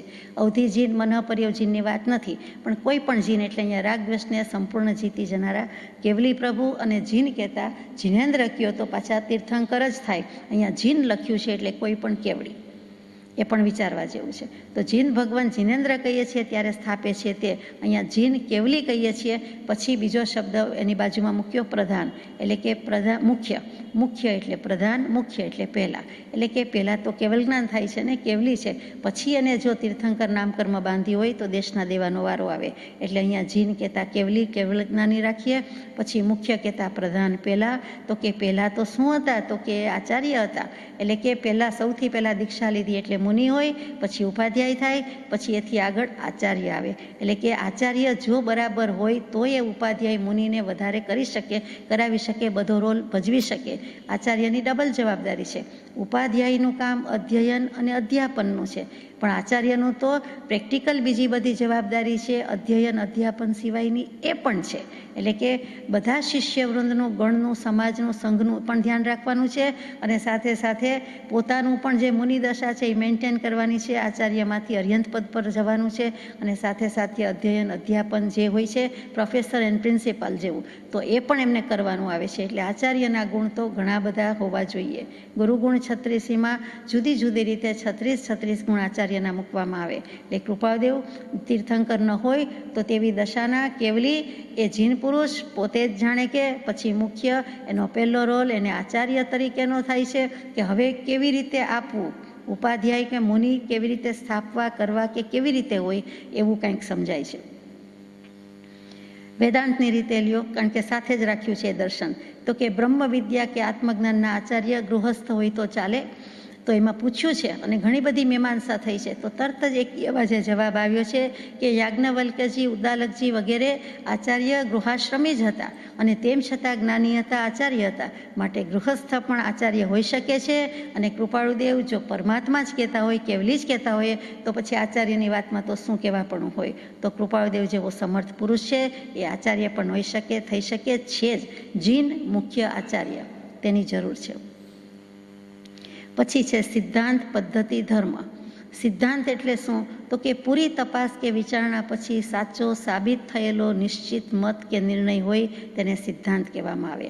ત્રણેય કાળમાં સાબિત થયેલી વસ્તુ કદી ફરે નહીં. અટળ, અડગ, અફર નિર્ણય કહીએ તેમ અફર સિદ્ધાંત હોય તેવું. એટલે કે પૂરી તપાસ વિચારણા કૃપાળદેવે કરી દીધી છે, આત્મસિદ્ધિ હાંસલ કરી છે, કેવળ જ્ઞાન, અને પછી નિશ્ચિત કર્યો છે, નિર્ણય કર્યો છે કે વિતરાગ દર્શન સર્વોત્કૃષ્ટ દર્શન, અને તેમ કરીને સિદ્ધાંત જાણીએ છીએ. કયા દર્શનને શું કેવું છે બધું જાણે છે, તે સિદ્ધાંતની વાત છે. સિદ્ધાંત એટલે ગ્રંથ, શાસ્ત્ર, સૂત્ર, આગમ પણ કહેવાય, આપણે જાણીએ છીએ. તો કે હવે આ જીન મુખ્ય આચાર્ય થઈ ગયા, હવે શું જોઈએ? તો કે આવા શાસ્ત્ર જોઈએ અને સિદ્ધાંત જોઈએ, એ છે. પછી પદ્ધતિ, એની રીત જોઈએ કે વ્યવસ્થિત રીતે અને શાસ્ત્રોક્ત રીતે, શાસ્ત્ર શુદ્ધ રીતે ક્રમ મૂકવો જોઈએ અને તેને નિરૂપણ જેમાં કરવામાં આવે તે ગ્રંથ પણ જોઈએ. પદ્ધતિ એટલે રીત અને પદ્ધતિ એટલે ગ્રંથ, બંને વસ્તુ મૂકી છે. અને કેવી રીતે પદ્ધતિ હોય કે શાસ્ત્રોક્ત રીતે, ક્યાંય બાકી ન હોય. શાસ્ત્રા પુરુષના વચન, શાસ્ત્ર શુદ્ધ હોય, વ્યવસ્થિત હોય, જે કૃપાળદેવના છે જ. ત્યાર પછી ધર્મ મૂક્યું, ફરજ, કર્તવ્ય. 4 પુરુષાર્થમાં પહેલો પુરુષાર્થ એ ધર્મ પુરુષાર્થ. નીતિ, સદાચરણ કે તત્વનું પાલન, જ્ઞાન, શ્રદ્ધા, માન્યતા, એ પણ ધર્મ છે. અને શાસ્ત્રોક્ત રીતે જે વિધિ નિષેધ કે આચાર કહેવામાં આવ્યા છે, આટલું હેય, આટલું જ્ઞેય, આટલું ઉપાદેય, એ પણ ધર્મ છે. અને ધર્મ એટલે આપણે જાણીએ છીએ ગુણ, લક્ષણ કે સ્વભાવ. ધર્મ તત્વ જો પૂછ્યું મને તો સંભળાવું સ્નેહ તને, જે સિદ્ધાંત સકળનો સાર, સર્વમાન્ય સૌને હિતકાર. ત્રીજી લીટી છે શાંત રસ, અહિંસા મુખ્ય. શાંત રસ, અહિંસા મુખ્ય. સાહિત્યના 9 રસમાં મુખ્યમાં મુખ્ય, પ્રધાનમાં પ્રધાન, છેવટનો જે કહીએ તે જે પ્રયોજનભૂત છે તે શાંત રસ. આ સર્વોત્કૃષ્ટ શાંત રસમય સન્માર્ગ છે, વિતરાગ માર્ગ છે, તે રસ પ્રધાન માર્ગનો મૂળ સર્વજ્ઞ દેવ છે, જીન છે. તે રસ પ્રતીત કરાવ્યો છે તેવા પરમ કૃપાળુ સદગુરુદેવ આ વિશ્વમાં ત્રિકાળ જયવંત વર્તો એમ પછીની કોઈ હાથનોંધમાં આગળ મૂકે છે. તે જ વચન છે કે સર્વોત્કૃષ્ટ શાંતરસ છે મુખ્ય. એ શાંતરસ ક્યાંથી આવ્યો? તો કે મૂળ સર્વજ્ઞ દેવ પાસેથી આવ્યો. તે પ્રતીત કોણે કરાવ્યો? તો કે સદગુરુદેવે કરાવ્યો. એટલે કે અહીંયા સતદેવ, સદગુરુ, સત્ધર્મ ત્રણેય તત્વ આવી ગયા. તે ત્રિકાળ જયવંત વર્તો. ત્યાર પછી અહિંસા મૂક્યું કે અહિંસા પરમો ધર્મ, અહિંસા પ્રથમો ધર્મ. તો આ શાંતરસ જીન ભગવાન કેવી રીતે આપે છે? તો કે અહિંસામય માર્ગથી. દયા મૂળ ધર્મ છે, બીજું નથી. દયા નિર્મળ અવિરોધ. ભાખ્યું ભાષણમાં ભગવાન, ધર્મ ન બીજો દયા સમાન. એટલે અહિંસા ધર્મ અને એ વિતરાગ ધર્મમાં સૂક્ષ્માતિ સૂક્ષ્મ જીવની જે રક્ષણ આપ્યું છે, હિંસાનું પાલન કરાવ્યું છે, અહિંસાનું પાલન કરાવ્યું છે, હિંસાની સામે રક્ષણ આપ્યું છે, તે પણ અહિંસા ધર્મ જ છે. એટલે કે દયાનું જ બીજું નામ અહીંયા અહિંસા મૂક્યું છે. ત્યાર પછી મૂક્યું છે મુખ્ય. તે મુખ્ય છે. પ્રથમ જ્ઞાનને પછી ક્રિયા, પ્રથમ જ્ઞાનને પછી અહિંસા, શ્રી સિદ્ધાંતે ભાખ્યું રે. ત્યાર પછીનું છે લિંગાદિ વ્યવહાર જીન મુદ્રા સૂચક. એમાં લિંગાદિ એટલે લિંગ એટલે વેદ. વેદ એટલે આપણે જ્યારે સ્ત્રીવેદ, પુરુષવેદ, નપુંસક વેદ કહીએ છીએ તો એ રીતે પણ મૂક્યું છે. સાથે સાથે વેદ જે છે એટલે કે 4 વેદ છે, તે જ્ઞાનનો ભંડાર છે, તે એના 6 અર્થનો નિશ્ચય કરવામાં વપરાતા 6 વાના એટલે કે 6 વસ્તુ છે, એ પણ ષડલિંગ કહેવાય છે. એમાં ઉપક્રમ, ઉપસંહાર, એ જ ઉપક્રમ એ જ ઉપસંહાર છે. અભ્યાસ, અપૂર્વતા, ફળ, અર્થવેદ અને ઉપપત્તિ. એટલે આ જે 6 મૂક્યા છે તે 6 વાના સમજવાના. 6 રીતે કોઈ પણ શાસ્ત્રીય વિષયનું પ્રતિપાદન કરવું હોય, નિર્ણય કરવો હોય તો આ 6 લિંગ જોઈએ, આ 6 લિંગનો વ્યવહાર જોઈએ. તે જ 6 લિંગનો વ્યવહાર કૃપાળુદેવે પણ મૂક્યો કે લિંગાદિ વ્યવહાર એટલે વર્તન અને વ્યાપાર કેવો હોવો જોઈએ, એક્ટિવિટી કેવી હોવી જોઈએ. તો ધીમેકથી મૂકી દીધું જીન મુદ્રા સૂચક. અહીંયા વેદાંતના લિંગ વ્યવહાર પણ જોયા કે શાસ્ત્રને સાબિત કરવું છે, વસ્તુનું પ્રતિપાદ્ય વિષય છે એને સાબિત કરવું છે, પણ કેવું જોઈએ? તો કે બધા કામ કરતાં સંસાર સૂચક નહીં, સંસારના ભાવમૂલક વાત ન ચાલે. કાયોત્સર્ગ મુદ્રા કે જીન મુદ્રા કે ખડગાસન સમજાવ્યું છે. કેમ કે જીન મુદ્રા સૂચક એટલે કાયોત્સર્ગ બતાવતી મુદ્રા અથવા ખડગાસન બતાવતી મુદ્રા. દેહનો તો જાણે કાયોત્સર્ગ જ કરી નાખ્યો એટલે દેહનો ત્યાગ કરી દીધો છે, એટલે કે દેહ ભાવનો ત્યાગ કરી દીધો છે. એવી વિતરાગતા, એવી શાંતિ, એવી અસંગતા આ જીન મુદ્રામાં છે, બીજી કોઈ મુદ્રામાં નથી. ત્યાર પછી મતાંતર સમાવેશ. મતાંતર એટલે અનેક મત માન્યતા છે તે, અને એનો સમાવેશ તો કે જેમાં સમાય છે, જેમાં સંવાસ થાય છે, જેમાં સમાસ થાય છે, તે જીન દર્શન છે, જીન માર્ગ છે. એટલે કે સમાવેશ થાય છે, વસ્તુ સમાઈ જાય છે, છય દર્શન સમાઈ જાય છે. બધા જ ગચ્છમત સંપ્રદાય સંઘાડાથી માંડીને બધી જ વાત છે તે આ જૈન દર્શનમાં સમાઈ જાય છે. પછી એમાં સમાવેશ એટલે સારી રીતે કીધું છે કે સમવાસ, સાથે વસી શકે છે. એમાં કોઈ વાંધો વિરોધ નથી. અવિરોધપણે એ પોતપોતાનું સ્થાન સંભાળીને કરતે નિજ સંભાળ, બધા દર્શન પોતપોતાની સંભાળ રાખીને એમાં સમાઈ જાય છે. ત્યાર પછીનું છે શાંત રસ પ્રવહણ. જે મુખ્ય પ્રયોજન છે શાંતિ પમાડવી, શાંતિ હોવી. શાંતિ છે જ આત્માનો ધર્મ, સનાતન ધર્મ. શાંત થવું, વિરામ પામવું છે, એ તો કૃપાળુદેવને છે જ. દરેક જગ્યાએ શાંતિ પાઠ પણ 3 વાર મૂકીએ છીએ. ઓમ શાંતિ શાંતિ શાંતિ. એ શાંતિનો રસ કેવી રીતે વહન કરવો? પ્રવહણ શબ્દ લખ્યો છે એટલે કેવી રીતે લઈ જવો? પ્રવહણ એટલે જહાજ, પ્રવહણ એટલે વાહન. એનું વાહન શું? વહન કેવી રીતે કરે? કેરી કેવી રીતે કરે? તો કે એક જગ્યાએથી બીજી જગ્યાએ, એક આત્મામાંથી બીજા આત્મામાં. તો કે કૃપાળુદેવ કહે છે કે સફરી જહાજ. એટલે પ્રવહણ શબ્દનો અર્થ છે જહાજ. તો અહીંયા આપણને વચ્ચે જે ખૂટે છે તે સમજાય છે કે સદદેવ તત્વ, સદગુરુ તત્વ અને તે જ સફરી જહાજ છે, જે કૃપાળુદેવ પ્રભુશ્રીજી વારંવાર અન્યત્ર આવે કે સફરી જહાજમાં બેસાડ્યા છે. આ રંગીન નાવડા જોઈને કૂદી પડશો નહીં, લાંબા ટૂંકા પગ કરીને, પણ આમાં ને આમાં બેઠા રહેજો. એ જે સફરી જહાજ છે તે કે શાંત રસ છે એને લઈ જવો છે, વહેવડાવવો છે. પણ એ કેવી રીતે થાય? તો કે અહીંયા શાંત રસ પ્રવહણ એટલે કે પોતે કરી શકે એમ છે. પોતે જીન છે અને જીન દશામાં આટલું આવું હોવું જોઈએ. જીન દર્શન આ પ્રમાણે કહે છે અને પોતે સદગુરુ રૂપે છે, સતદેવ રૂપે છે, કરી શકે તેમ છે. ત્યાર પછીનું છે જીન અન્યને ધર્મ પ્રાપ્તિ, એટલે કે જીન જીવ નામ કર્મના ઉદય વસાત દેશના દે છે અને લોકોનું કલ્યાણ કરે છે, અન્યને ધર્મ પ્રાપ્તિ કરાવે છે. કેમ કે જીન જ થયા છે, જે તીર્થંકર દેવ થયા છે તેનું તો કામ જ આ છે, એટલે તે તો કરવાના જ છે. અને બીજા જે જીન છે તેણે પણ અન્યને ધર્મ પ્રાપ્તિ શા માટે કરાવવી જોઈએ? તો કે નિષ્કારણ કરુણાશીલ સ્વભાવ હોવાથી કોઈ પણ આત્મા સમય માત્રના નવકાશે સ્વભાવ દશામાં જ રહીએ તેવી ભાવના છે. તેઓ ધર્મ પ્રાપ્ત કરીને રહીએ, એટલે કે સ્વભાવમાં રહીએ, સ્વધર્મમાં રહીએ, અન્ય ભાવમાં ન જાય, સમાધિમાં જ રહીએ. એટલે અન્યને ધર્મ પ્રાપ્તિ કરવાનો સ્વભાવ પરમ કારુણ્ય સ્વભાવ છે, તેટલા માટે કરાવે છે. ત્યાર પછીનું છે લોકાદિ સ્વરૂપ સંશયની નિવૃત્તિ સમાધાન, એટલે કે આ લોક સ્વરૂપ કેવું છે, 14 રાજલોક કેવા છે, એમાં પહેલાં જ આવી ગયું છે કે એમાં કંઈ સંશય રહે છે. આવા અલંકારિક ભાષા છે તો કે એમાં જે યોજન ગાઉ માપ બધા મૂક્યા છે એ તો 5મા આરાના જ્યારે 10,500 વર્ષ જશે ત્યારે તે જ ગાઉ યોજન માપ બધું પ્રવર્તતું હશે, ત્યારે અલંકારિક ભાષા કદાચ નહીં પણ લાગે એમ કહેવાનું છે, એમ ભાખેલું છે. અને એની સંશય કોઈ છે જ નહીં. કૃપાદેવ કહે છે કે જ્ઞાનમાં બધું જ દેખાય છે. એ મૂળ પ્રશ્ન છે તો સોંપી દઉં યોગિક અને પરમ યોગ્યતાવાળા જીવ આ તમને કહી શકે એમ છે કે લોક સ્વરૂપ એ જ્ઞાન દર્શન પરથી ઉપદેશ આપ્યો છે કે શરીર પરથી ઉપદેશ આપ્યો છે? તો કે જ્ઞાન દર્શનથી ઉપદેશ છે, એ રીતે ઉપદેશ આપેલો છે. એટલે જ્ઞાન દર્શન શું છે? તો કે મુખ્ય ગુણ અને એનું જ મુખ્ય પરિણામ તે જ્ઞાન ઉપયોગ, દર્શન ઉપયોગ. તો કે લોકાદિ સ્વરૂપના બધા સંશયની અમને નિવૃત્તિ જ છે, સમાધાન છે. ત્યાર પછી છેલ્લું છે જીન પ્રતિમા કારણ. તો જીનદેવ સતદેવની વાત આવી ગઈ. પ્રતિમા એટલે એની મૂર્તિ, પ્રતિમાજી અથવા પ્રતિકૃતિ અથવા તો ચિત્રપટજી, છબી જે કહીએ છીએ તે. તો કે સતદેવ તત્વ જેમાં સમાય છે તે સદગુરુ તત્વ છે. સદગુરુ સંત સ્વરૂપ તુજ એ દૃઢતા કરી દેજ. તો કે તમારી પ્રતિકૃતિ જો સદગુરુ તત્વ સાચું હશે તો એમાંથી સતદેવ સદધર્મ આપોઆપ બહાર પડશે, બીજાને આપશે. તો કે જીન હોય તો સારી વાત છે, નહીં તો જીન પ્રતિમાજી, એટલે કે જીનની પ્રતિમાજીથી આપણે પૂજા સેવા અર્ચના કરીએ જ છીએ, એમ ન હોય તો એ સદગુરુદેવ છે, એમાં પણ જીનના જ અંશ છે, પરમાત્માના જ અંશ છે. અને છેલ્લો શબ્દ મૂક્યો છે કારણ, એટલે એની જરૂર છે, એ હેતુ છે, ઉદ્દેશ છે, એ જ મૂળ બીજ છે.